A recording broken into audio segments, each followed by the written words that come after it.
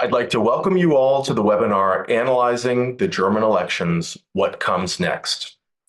The American Council on Germany is delighted to partner with the Pacific Council on International Policy to hold today's online discussion. And we're delighted to have so many viewers from across the country and across the Atlantic join us today. My name is Steve Sokol. I'm the president of the American Council on Germany, and I'm honored to be moderating today's discussion.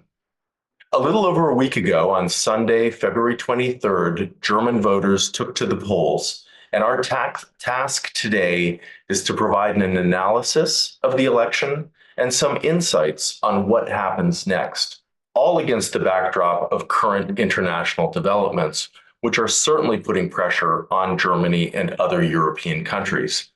I can hardly think of two better experts to talk about the German election and the broader geopolitical context than Peter Rashish and Dr. Constanze Stelzenmüller. Constanze began her career as a journalist. She covered defense policy and international security for the German weekly Die Zeit. And since then, she's been active in the think tank community in Germany and the United States. She ran the Berlin office of the German Marshall Fund and then served as the inaugural Robert Bosch Senior Fellow at the Brookings Institution. She held the Kissinger Chair on Foreign Policy and International Relations at the Library of Congress, and now she's back at Brookings, where she directs the Center on the United States and Europe and is the inaugural Fritz Stern Chair on Germany and Transatlantic Relations. Constanze, herzlich willkommen. It's always great to see you.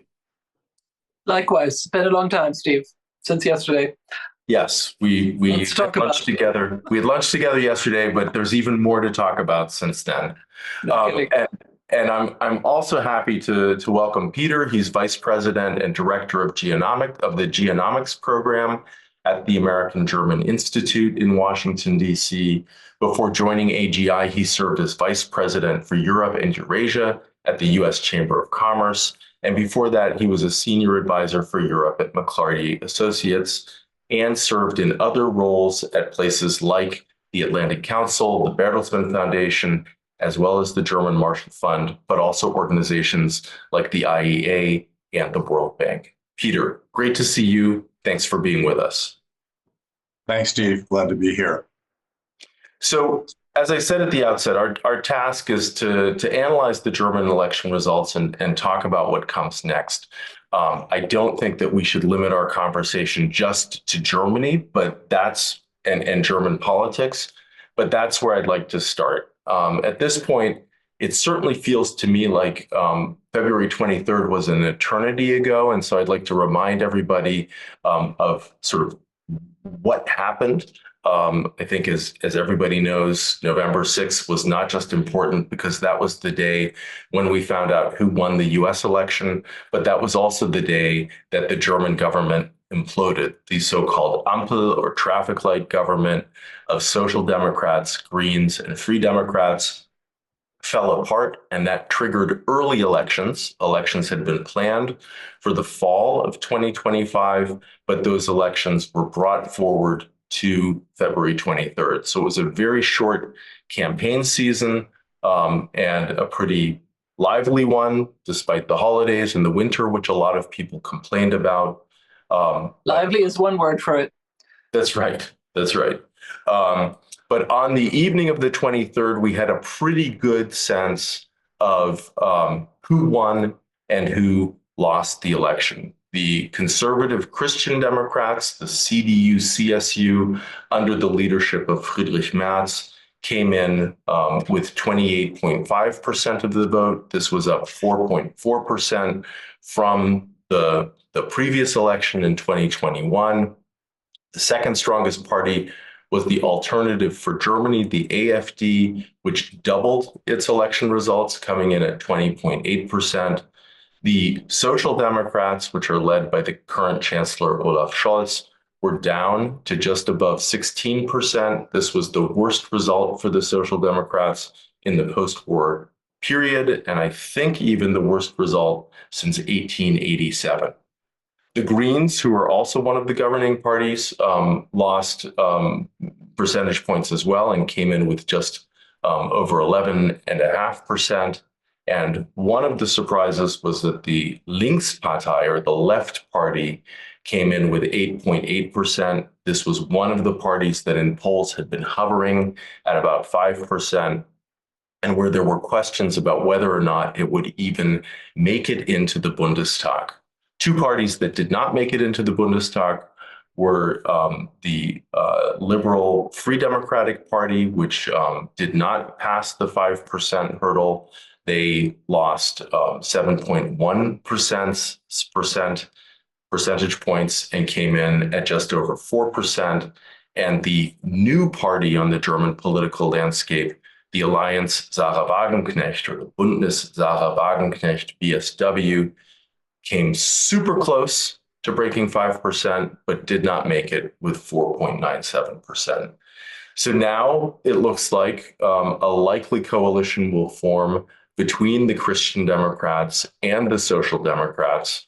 Previously, this was often called a grand coalition because it was the two catch-all parties that could command a huge percentage of the vote. But I think people are referring to it now as sort of the not-so-grand coalition that might form, that is likely to form in the coming weeks. Before we get into what's going to happen, let me ask you both to sort of cast your minds back to February 23rd and share with us sort of what surprised you about the election results. Constanze, why don't we start with you? Sure. And again, thank you very much for inviting me to the Pacific Council. And thanks, Steve, for moderating this and for getting all that mind-numbing detail out of the way so that we don't have to drag it up from our memories. As you say, it seems like an eternity ago already. But yeah, I was surprised by a couple things. For one, I would have thought that the AfD might have actually surged a little more than it did. In reality, it stuck to, despite the, shall we say, enthusiastic endorsement by the Vice President of the United States at the Munich Security Conference, it stuck exactly where it had been in the polls. So people were apparently not basing their votes on that. The other surprise or not was that the Liberals and the leader of the Liberals, Finance Minister Christian Lindner, got no glory out of his attempt, sort of last-ditch attempt, really, to latch onto Musk and Millet type libertarianism. Right? That did not help them stay in Parliament. I would guess perhaps the contrary. Mm-hmm. So that no, go ahead. Sorry. Go. I was saying, go ahead. I was about to say. Yes, and then the other thing, of course, was the flame out of the Bündnis Sarah Wagenknecht, the alliance of Sarah Wagenknecht, which had only in September made a stunning success in its very first state elections, in 3 Eastern state elections, and who it was assumed would be a major player at the federal level for the future. Remember, it did get a couple of its members into the European Parliament in those elections in May of 2025. Mm-hmm. I will say, if I'm allowed to be snarky, that I noticed just before the election on my X timeline, a lot of ads suggesting that Sarah Wagenknecht had somehow been caught up in a terrible scandal. Upon which I said to some of my friends that I guess the Russians aren't splitting their bets anymore between BSW and AfD. They're going all in on AfD. Mm-hmm. If that's the case, it didn't really help. I'll leave it there. Okay, well, thank you. And we might come back to the question of election interference a little bit later. Peter, what surprised you about the election results?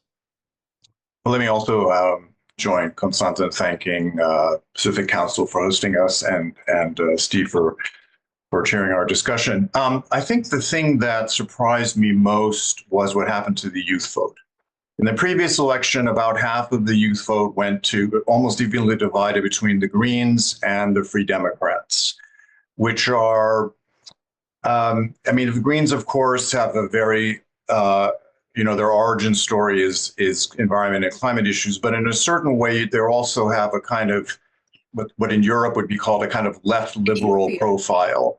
And the Free Democrats have a center-right liberal profile. So in a general way, you had half of the youth vote going to what you could call liberal parties in a sort of maybe transatlantic definition of that word. And now you had the same half roughly split between the left party and the AfD, which have very different profiles both from each other, and I think from the sort of traditional center parties. And so it does show a certain, at least for now, a certain polarization of the youth vote. Maybe the youth vote is more, let's use the word dynamic, than older voters, so it could shift back again. But that's something that I noted. Mm-hmm. One of the things that neither of you mentioned that I found really interesting is the incredibly high turnout. 83.5% of all eligible voters voted.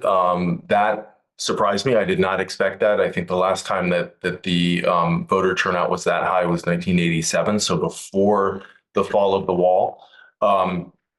What were the issues that were driving the voters? I know that migration obviously was a very important topic, as was public safety, also the economy. We'll talk about Ukraine a little bit later, but Ukraine did not really seem to have that much of a bearing on this election. Constanze, what's sort of your sense of what was motivating voters to turn out? You know what? I tend to be a little bit suspicious of attempts to sort of separate the strands of voter motivation. It's never that it strikes me as difficult to do cleanly, right? Mm-hmm. I would say that if I generalize a little bit from this, all of these issues played a role, but the framing concern, right, was a fear of a future, a fear of a future in which the general geostrategic landscape of Europe has become a lot darker because of Russian interference, not just its horrifically brutal war in Ukraine, but also the very active interference in Europe and in Germany, the propaganda, disinformation that I already referenced, but acts of sabotage on critical infrastructure, including attempts to murder defense CEOs, defense company CEOs, and of course the Chinese support of Russia at a time when many Germans are wondering whether they'd have to choose between what looks like an increasingly hostile Trump administration and business with China. That's, I think, dramatic already. And the other thing that people are worried about is more generally the ability of governments, right, and representative democracy as a system of managing a nation state's affairs to do its job in such a difficult time, right, with internal and external threats. And I think they are looking for politicians who have the confidence and and exude a sense of competence, right? And I think that what harmed the Greens, who we haven't talked about that much in this context, was that they committed some fairly stark statecraft flubs, if I can call it that, in the 3 years of the traffic light coalition, who otherwise I think still have a great deal of political sympathy. And let's not forget they are in government in 4 of the German states, at least with the CDU, the Conservatives, and in I think 2/3 of the German states in total. I'd have to look it up. But Constanze, I think this is a good segue to bring Peter back into the conversation, because the economics minister, of course, has been a Green, right? Robert Habeck. And, I think many people who watch German politics would say that both Habeck and the Green foreign minister, Annalena Baerbock, have both been extremely pragmatic in terms of how they've approached things. But having said that, as you said, Constanze, Robert Habeck has gotten into hot water over a number of economic issues. And so, Peter, I'd love to hear from you sort of how you see the economy having played a role for voters, particularly against the backdrop of major companies like VW starting to lay off people, closing plants in Germany, something that people would not have expected or anticipated. Of course, Robert Habeck was vice chancellor and what ran the ministry that was renamed and reorganized to cover the economy and climate. Yeah. And no one said that the green transition is going to be easy anywhere. I think that it's true that there probably could have been a better communication strategy given how disruptive some of the things are and were that needed to be done. I also think that longer term, that what Habeck's agenda in that ministry will probably look pretty good unless there's a miracle and the climate crisis goes away. But it's certainly true that short term, some of the things he was asking of citizens appeared onerous, or at least there wasn't enough understanding among citizens about why they were needed and now and why they had to cost what they did.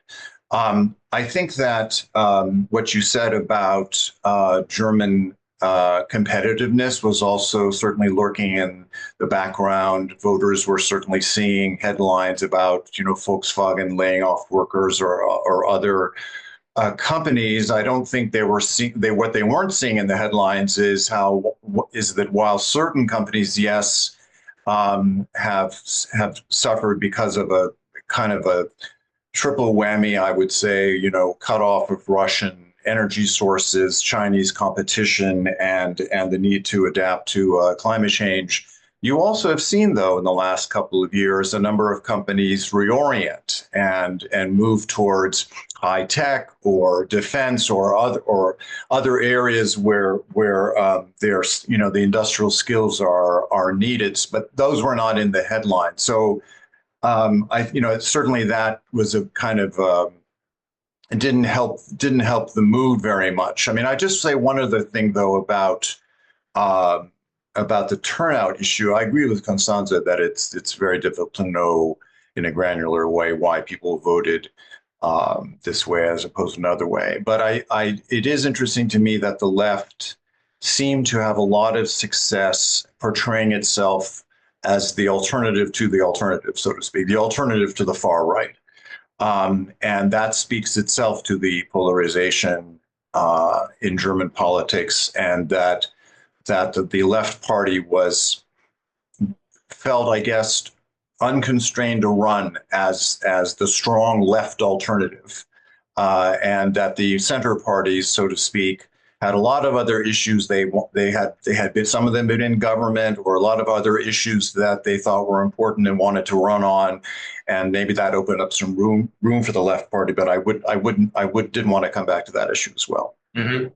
No, I think that's a good point. And I mean, obviously, you're both absolutely correct that it's always difficult to know exactly what motivated voters. But I think particularly in Germany, it's always interesting to look at some of the Wählerwanderung, or sort of the movement of voters from one party to another. And one thing that struck me in one of those analyses that I saw was that the Social Democrats sort of lost at least sort of 17% of their voters, and the AfD had a jump of 14% new voters. Now, I'm not saying that all of those were Social Democrats who were going to the AfD, but you have to think that there were some Social Democratic voters who were going to that party. And there are other analyses that are even much more detailed, but it's fascinating to look at how the parties appealed to the voters, to the electorate.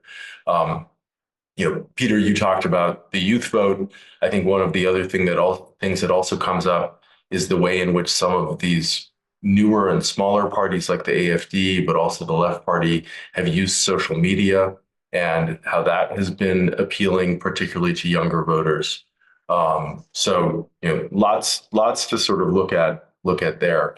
One thing that, interestingly enough, I don't hear people talking about is that the Christian Democrats did not do nearly as well as they had wanted to, let alone as the polls suggested. Constanze, I agree with you. The polls were pretty accurate, but the polls consistently had the Christian Democrats at 30 to 32%, and they came in at 28.5. Merz was talking about more like 33 to 35%. Indeed. Constanze, why do you think that they were not able to do better? Honestly, I think let me put this in a larger context, because you mentioned the fact that this is looking like a less than grand coalition. Back when Merkel formed her first grand coalition in 2005, the CDU and the SPD, the two partners, had a conjoined vote share of 69%. Today, the CDU and the SPD have a conjoined vote share of 49%, right? And that is, and even equally as importantly, the Die Linke and the AfD, the two parties on the extreme, although I think it is very clear that one of those parties is much more extreme than the other, right? In that it wishes to replace the German system of governance with something else. They have together a constitutional veto majority, right? Which is why, and I'm sure we'll come to that, it is the government is now racing, or the incoming government is racing to work with the outgoing government to get through some truly historically massive changes in the defense and infrastructure budget. Again, we'll come to that. To answer your question, I think, frankly, that drop from about 34% in the polls to 28.5 was the CDU's and Friedrich Merz's doing, and I think can be laid squarely at the door of this attempt to out hoc the AfD on the right on migration issues with that completely performative maneuver in the last weeks of the outgoing government to enact basically a complete stop of immigration, of illegal immigration at the border. And which the AfD then A, endorsed, and B, celebrated triumphantly as a concession to their positions. Mm-hmm. I think that caused two things. One, the loss of nearly 5 percentage points in the vote, and not a rise of the AfD, interestingly, but the resuscitation of a Die Linke party which had been on life support and which previously had not been expected to return to the Bundestag because of the success of the BSW, which was a split off from that and which was thought to be much more in tune with the times, and also much more in tune with many of the topics that the AfD raises. Right, it endorses a different kind of populism that is much more in sync with AfD issues. Mm-hmm. Yeah, I agree with that. I think that, I don't mean to be cynical here, but I think there's in general a trend in the West that voters want to vote. They want politicians who are authentic, or at least seem authentic. Mm-hmm. And of course, there is a distinction between those two things. But I don't think Merz seemed authentic when he engaged in the maneuver that Constanze was describing, and in that sense, it hurt him. Yeah, it seemed cynical and performative. Yeah, and I think they were punished for that, and they know it. And I think we all remember Merz's shock. And just to be clear, so I don't want to be misunderstood here, and I'm sure that's true of Peter as well. I think we all know that Merz's opposition to and aversion against the AfD is completely sincere, right? But Merz was clearly taken aback in that parliamentary plenary session when that legislation was read, when that draft was read, and when the AfD started triumphing. And then sort of turned on a dime and said, you are currently demonstrating to the entirety of the German political electorate why it is not possible to work with you, and this is why I will never ever collaborate with you. Mm-hmm. Somewhat bizarre, since that was exactly what he had just done. He had enabled them. Yeah. Well, and I mean, this could have cost him a few percentage points, which would have been very, very important for him. Obviously, given sort of the weak state of the Social Democrats, the Greens, the fact that the Free Democrats did not even make it into the parliament means that the options are limited for moving forward. And we've talked a little bit about the not so grand coalition between the Christian Democrats and the Social Democrats, where the initial sort of conversations seem to be going on, even if formal negotiations have not really started yet. The Social Democrats know that the Christian Democrats need them to form a government.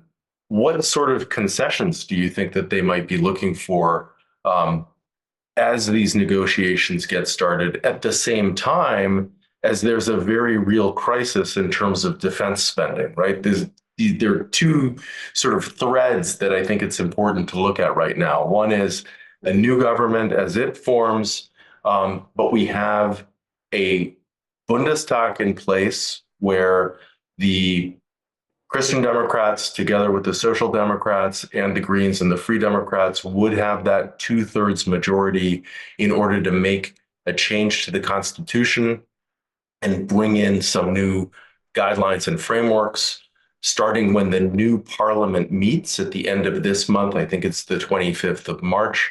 That will no longer be the case. And so there's a real push to get a few things through. And I guess I'd be interested in hearing from the two of you, sort of who's leading on this? Is it Merz? Is it Scholz? Do you want me to take okay, Peter, go ahead. Well,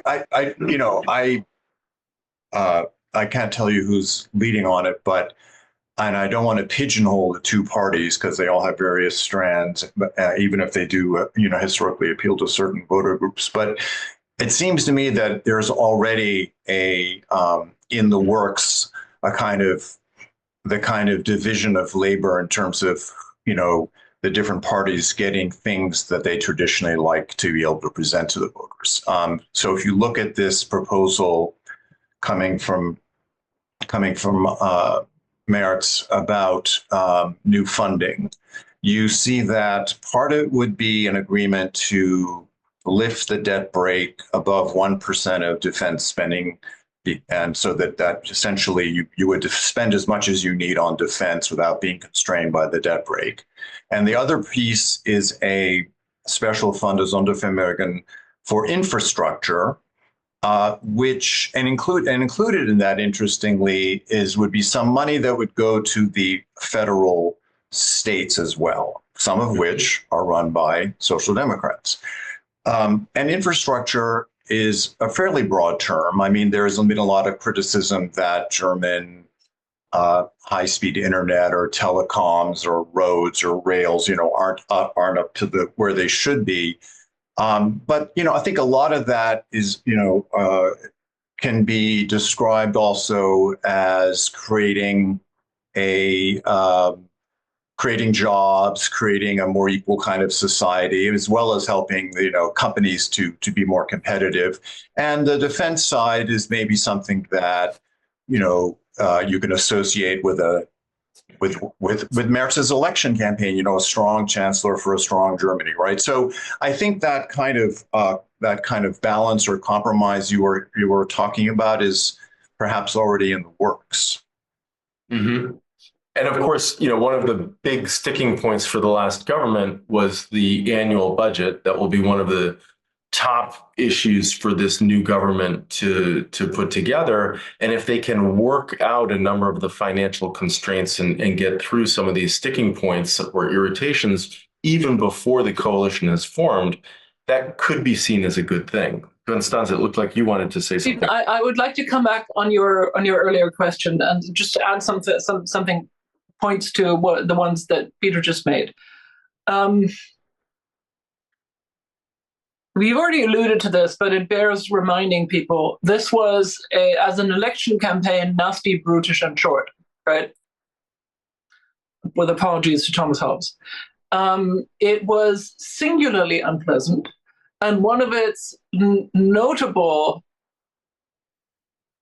aspects was the degree to which the CDU and the CSU, its sister party in Bavaria, went to town on their potential coalition partners, right? Mm-hmm. Their main adversary was the Greens, but they also really, really went after the Social Democrats. And those were the two obvious coalition partners. It was based on all the polling, the Liberals were hanging on by a thread.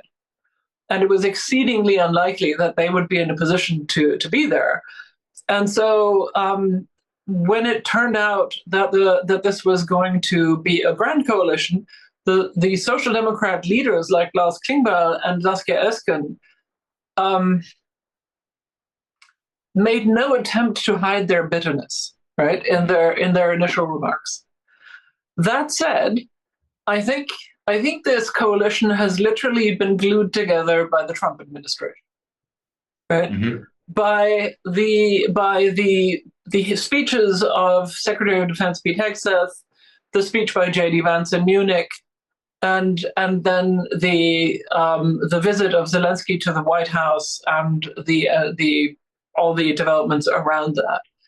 I think that has quite literally put the fear of God into these the two-party leaderships, and has made them understand that so much is at stake right now, right? That they're willing to basically slaughter all their sacred cows. Let me just quote at you a headline from Euractiv, which is now edited by Matthew Karnichnik, formerly of Politico, who is not known to be kind to German politicians. And it says, Germany poised to commit 1 trillion for defense and infrastructure in stunning reversal. And Karnichnik posted this and said, in 30 years of watching this space, I've never seen anything like this. Right? And that is essentially correct. Now, what's lucky here is that 2 or 3 of the key figures on the Social Democratic side who were always blocking much of the sort of, the more realist right wings of the SPD's attempts to work with others have left or are leaving politics, and it starts with Olaf Scholz. It goes on with Ralf Mützenich and Rolf Stegner. Right, those were especially Mützenich and Stegner, who were key voices on the left, always saying, we're spending far too much on defense and we're not committing enough to diplomacy and so on, are no longer going to be active in SPD politics. And Klingbeil and Pistorius, who are de facto the new leaders, together apparently with Saskia Esken, whom everybody thought was on her way out as well, but clearly appears determined to hang in there. That's a group of people who I think have understood that they now really need to work with the Christian Democrats.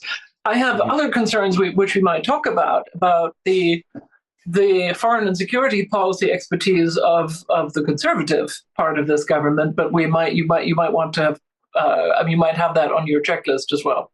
So I'll stop here. Sorry. Yeah, no, that's great. That's great, and we can come back to that a little bit. But I think what you were just talking about sort of tees up another issue that I'd like to ask Peter to talk about, which is, Peter, your sense of how important, you talked a little bit about competitiveness earlier, but how important economic policy is for this new government, because it seems to be clear that there is a lot that needs to happen. I think that's one of the reasons why there's this big infrastructure package that's coming into place. But also when you think about the future of the German economy on so many levels, right, in terms of the labor market, but also in terms of exports, the government needs to come in and make some fundamental changes. Yes, there's been a lot of discussion about the fact, maybe it's a bit, filled with doom that, if this government isn't successful, however you define successful, then in the next election, Germany will really have a problem in terms of the amount of votes that the AfD attracts. The question is, what does successful mean? I think that clearly immigration is an issue that needs to be addressed. It doesn't mean it has to be addressed the way that a couple of more extreme parties are addressing it. But so you need to find solutions to it that again are authentic to the party or parties that are initiating them. But I still believe, and I would even say this about the last U.S. election, I still believe that maybe it's not the economy is stupid, but the economy is still a part of how a government appeals to voters. And so I think that, we've had 2 years of recession in Germany. We've had these job losses in certain sectors. So how the German economy performs during this legislative period, I think, is going to be essential. And, without being Panglossian, even before the new coalition has been put together, I do think there's some pretty impressive signs. I think, it sort of recalls Jean Monnet, who said that Europe would be built through its crises, and it'll be the sum of the solutions to those crises. And I think whether it's in Germany with what we're seeing on defense and infrastructure, whether it's at the EU level with President von der Leyen proposing a new package for defense, this is going to be an amazing kind of Keynesian demand infusion to the economy. Yes, and particularly in the defense sector, where there are some very competitive German firms, but also more broadly. And so I think as long as that is paired with, reasonably competent macroeconomic management at the German and EU level, I think there's some reason to be optimistic about how the economy will perform over the next few years. Mm-hmm. This is a great opportunity to bring in a couple of viewer questions, and also to remind viewers that if you have questions, you can use the Q&A function in Zoom to pose them. One of our viewers is curious to know what goods Germany exports to the United States, and whether you think the new government might impose tariffs on U.S. goods that are exported from the United States to Germany. Well, first of all, you have to remember that whether it's Germany or some of the other big U.S. trading partners in the European Union, about half of the trade is between the same company. So it's, Siemens Germany with Siemens US, or, GE US with GE in Germany. So that's something that's important to remember, that the trade is actually going on in between the companies, so that they can sort of facilitate the production they're doing, and either facilitate the production that comes from the investment that has been accumulating over the years in both economies, right? When you look at the sectors where Germany exports to the United States, some of those are the sectors where Germany is generally strong, like chemicals, pharmaceuticals, right? Those are some machines, right, which for example, were very important and will be a very important part if it continues of any green transition in the United States. So those are some of the sectors where it's strong in the United States, or generally where Germany has been strong. Also historically in China, which is becoming now a challenge because the Chinese are developing, and add to that autos, the Chinese are developing their own strength in some of the traditional German sectors. Now, as for tariffs,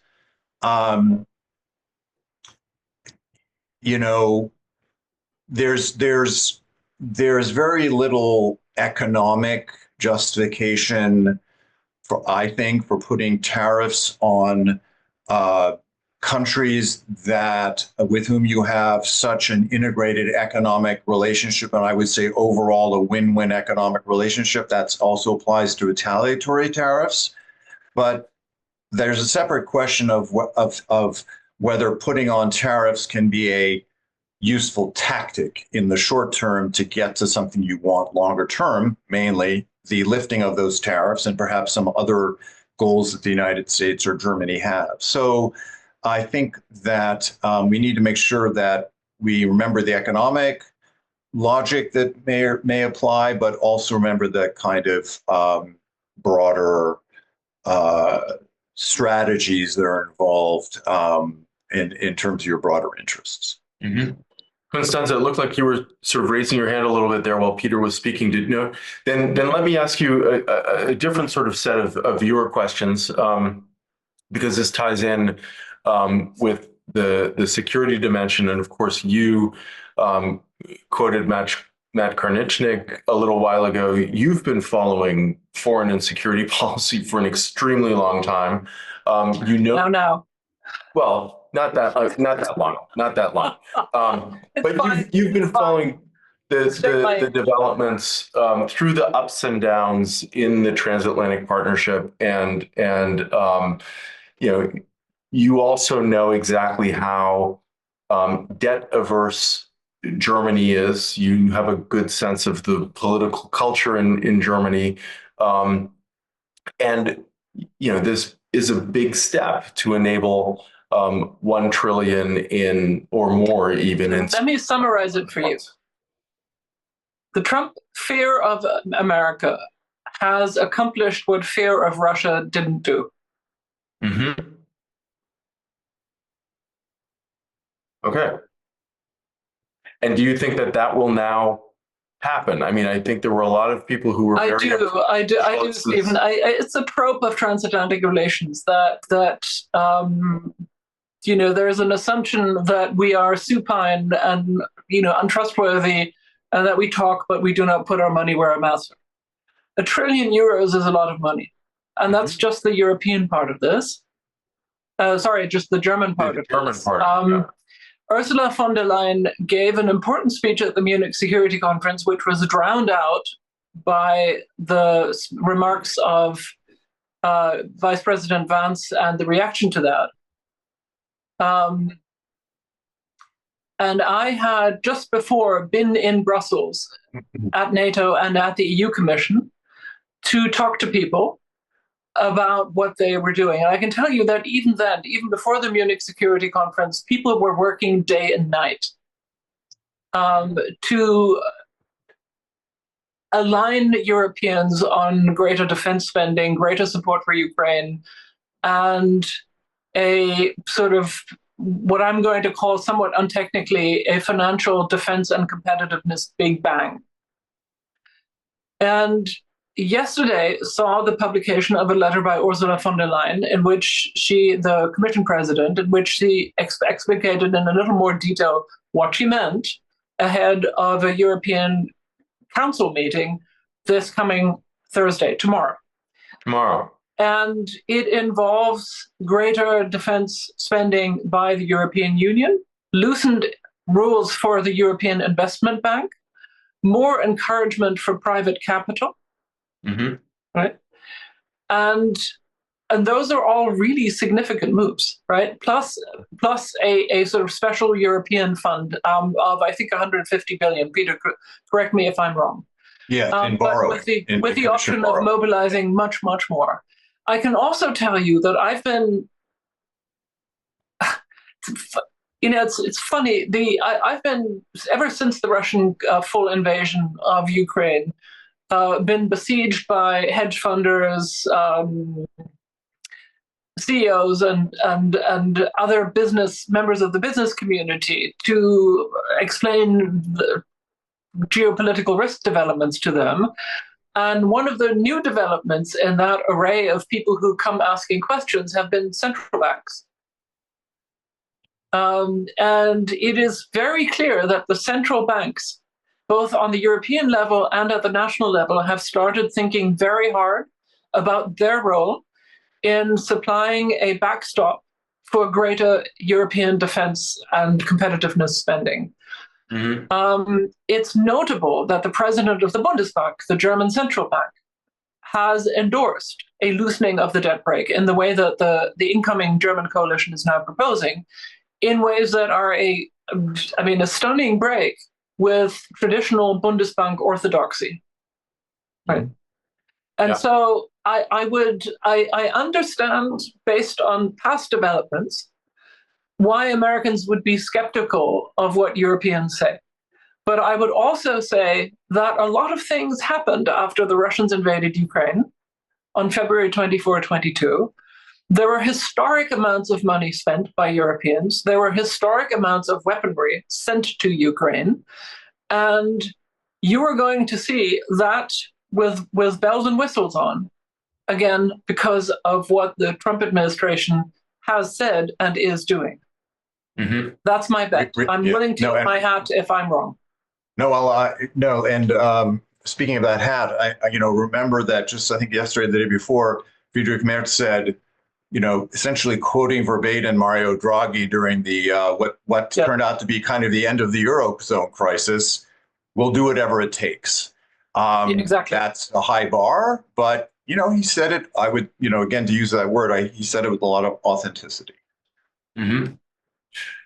One of the other themes that sort of ties into this is the way in which frozen Russian assets might be able to be used to help fund some of these efforts and activities. This is something where the French and the Germans have been incredibly reluctant to do that. Do you also see sort of a loosening of that moving forward with this new government? There has been more discussion of that in the last few days, I think, in part because of this change of the dynamics that Constanze was just describing. And given what we've seen, some things that we thought we would never see, I certainly wouldn't exclude that step will be taken. I think one thing that needs to be probably a little better understood is what exactly are the defense needs or other needs that Ukraine has, what will continue or not continue to come from the United States, make a little equation there and see what's left over. So you need to know the numbers. But I think that if the numbers look dire, given the atmosphere we're in right now, I certainly wouldn't exclude it. Mm-hmm. Constanze, we just received a question which I think is nicely suited for you. One of our viewers writes, why were people in Germany so surprised by the playbook of the Trump team coming in? There's been so much signaling about what he would do, and it seems that many in the EU and in think tank circles were taken completely by surprise. I think that's both true and not true, right? I mean, I've been warning about this for a while, and I know that others have as well. We weren't taken by surprise, but there are elements of Trump 2 that are different from Trump 1 and that were not prefigured in the campaign or in the writings of the MAGA right?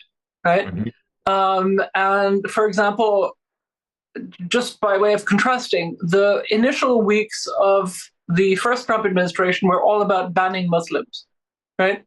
Muslims appear to have disappeared from the scale of MAGA right concerns, interestingly enough. And one thing that was not on people's radars until now is what I would call predatory extractive imperialism, right? We will get Greenland one way or the other. That's an interesting way to treat a NATO ally, especially one who has done so much. That's a new one, right? The other thing that is new is the overt alignment with Russia, right? In ways that,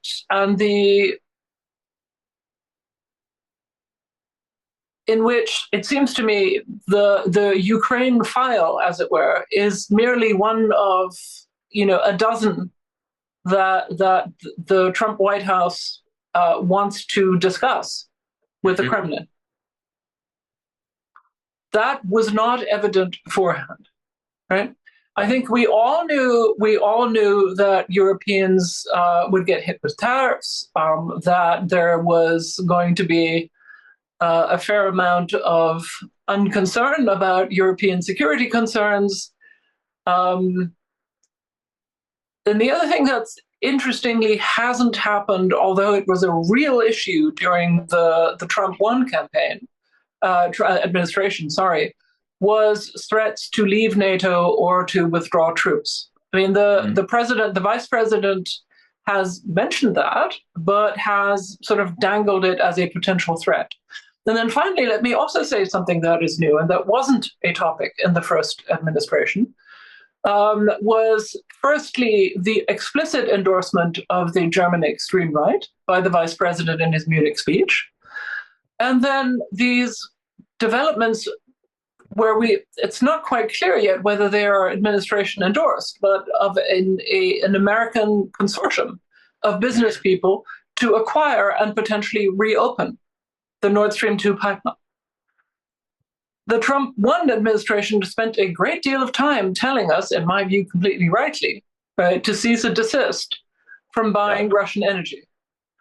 And by the way, it is not correct if the new interim administrator of the Kennedy Center says, or in fact the president himself yesterday in his speech said that we have spent more money buying Russian energy than we have in supporting Ukraine. That's factually incorrect, right?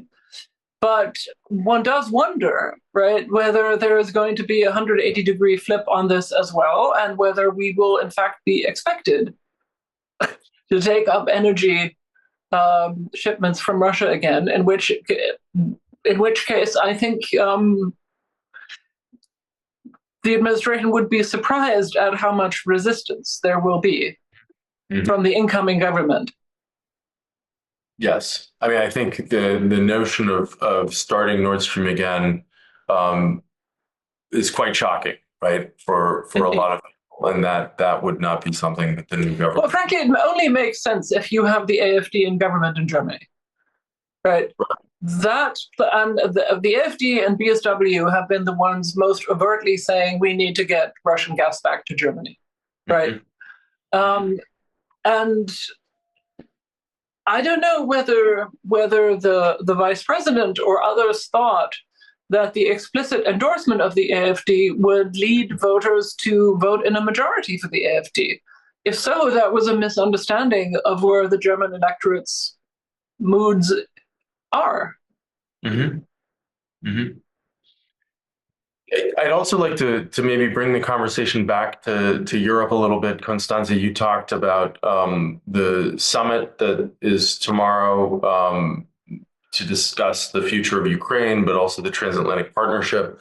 Of course, this comes on the heels of a meeting that the British Prime Minister Keir Starmer had over the weekend, where he brought together 18 European leaders to also talk about the path forward. And there was discussion about a coalition of the willing, led by the UK and France, that would do the heavy lifting in terms of shoring up Ukraine.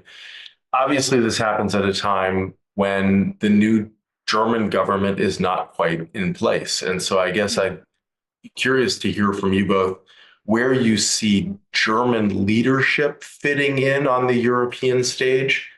And one of our viewers has also asked if you have any insights on the relationship between Emmanuel Macron and Friedrich Merz and what we might expect between the two of them.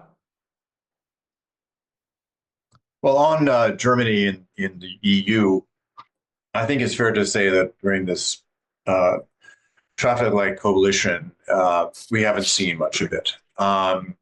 We did it in that, but that's not an entirely new phenomenon. That had been a problem for several years. I would say, including under the previous Merkel governments, although we did see it during Corona when the French and the German governments really spearheaded the new approach, which included European borrowing to help with the recovery from COVID. It's just almost inconceivable that the German economy will be successful without a greater German leadership role in Brussels aimed at more action at the European level. In other words, you're not going to have a really successful German economy unless you have a capital markets union. Why? Because you do, in fact, have a lot of AI in Germany at the research level. There's a lot of smart people doing a lot of innovative things. The problem is it doesn't get scaled up into firms. And one of the main reasons for that is you have a very small financial framework compared to the United States, which has 300 million plus people. Well, the European Union has those people too, but it has a fragmented capital markets framework. So if you had one big pool of money that you could dig into, you wouldn't have this phenomenon of all these smart people from Germany and Europe moving over to the United States to start their firms and get capitalization for them. That's just one thing. I mean, you talked about energy. That's another area. You need more interconnections between the north and south of Germany, but you need more interconnections, all across Europe to really make both for efficiency's sake and for energy transition's sake. And of course, we've talked a lot about defense. So German leadership with France, with Poland, if possible, also I think would be smart with Italy in Brussels, to have more Europe, to have more European integration is essential for Germany itself, I think. And of course, that's something that Friedrich Merz has talked about too, sort of wanting to rebuild trust, particularly with France and Poland, very early on in his tenure as chancellor. Constanze, do you have anything to add to the sort of European dynamic and the relationship between France and Germany? Look, very, very simply, and I've also been looking at the questions in the chat. Let's not forget the president of the European Commission is a German, right? Who, in fact, has been is in her second term, and who I think can't be faulted for not wanting to lead, right? And in fact has either shrewdly or cynically been sort of saying we need to remove regulation, we need to increase competitiveness. She has relabeled the European Green Deal as an industrial policy, et cetera, et cetera. She has cozied up to Meloni, who is seen as the sort of moderate and transatlanticist leader of the right in Europe. I mean, she's leading. And as for the Germans and the French, I don't think that Macron and Merz's personalities are really going to gel. But it's worth saying, for whatever it's worth, that Merz is a passionate Europeanist and understands that a pro-European leadership of Germany means Germany making concessions, right? Yeah, absolutely. So while we're talking about Europe, let me weave in a viewer question. One of our viewers writes, is there any rethinking of the European approach to regulation, particularly in light of the failure of Europe to create technology companies of scale? And to what extent will the EU approach to regulation undermine the effects of increased spending?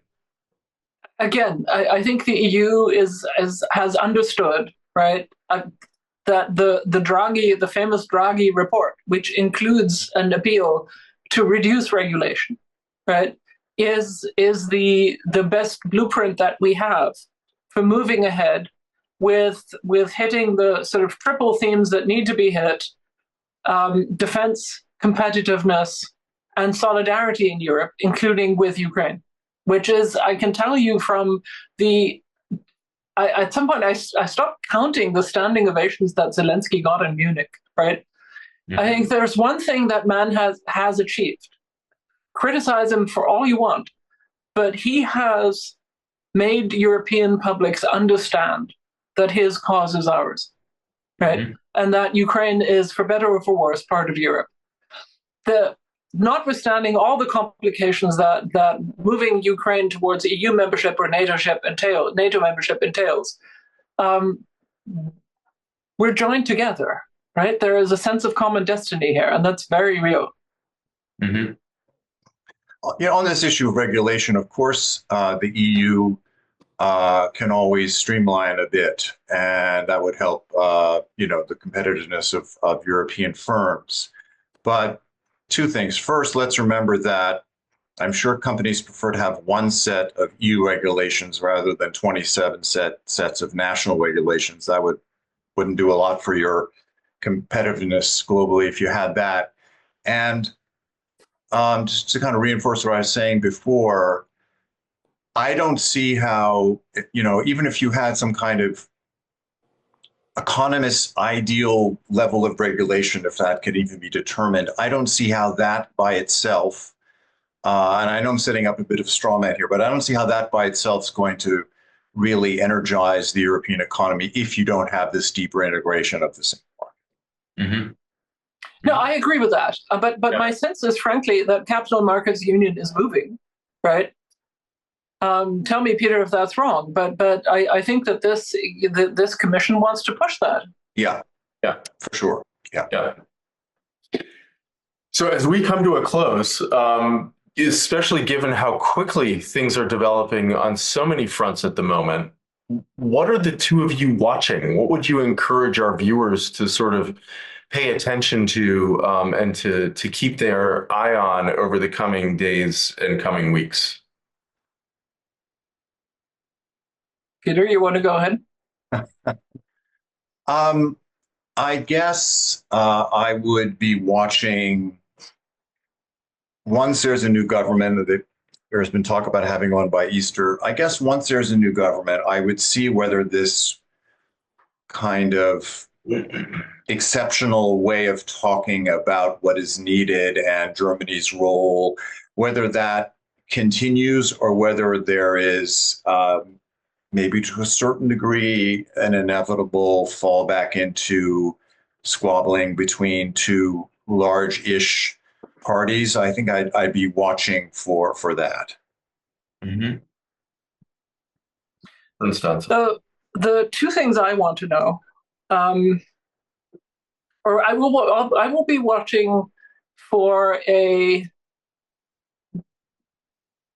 disinformation effort from whatever source directed at the relative benefits of the AfD for Germany as opposed to this incoming government, and on German jackboots marching across Europe. In other words, Germany spending on defense, meaning some form of German domination attempt. I think that'll be important to track. And secondly, I'm beginning to think that I see the outlines of a Trumpian, of a Trump 2 grand strategy for Europe. And most of what I see is profoundly disturbing. And I think that is also what is motivating so many European actors right now. Mm-hmm. I think that's obviously something that we're seeing unfolding when you think of Hexek's remarks in Brussels, Vance's speech, the Oval Office meeting. I mean, these are puzzle pieces that are rapidly coming together. Well, to put it brutally, the question is whether this administration is staying in NATO because it has leverage over Europeans there, right? And because it can slice and dice the pain, for example, by sequenced troop removals and other things. Yeah. And well, let's remind people that we have a NATO summit coming up in the third week of June in The Hague. Yeah, and that will very much be on the heels of the new government in Berlin forming. So Indeed. all of these things are interconnected. Right. I'm sorry to sort of end on a somewhat bleak note, but I fear that we have to, and there is a lot of bleakness out there. But I want to really thank both of you for an incredibly thoughtful and thought-provoking conversation. I've certainly learned a lot, and so on behalf of the Pacific Council and the ACG, many thanks to both of you for spending this hour with us. Thanks a lot. Thank you. It was a pleasure. Bye-bye.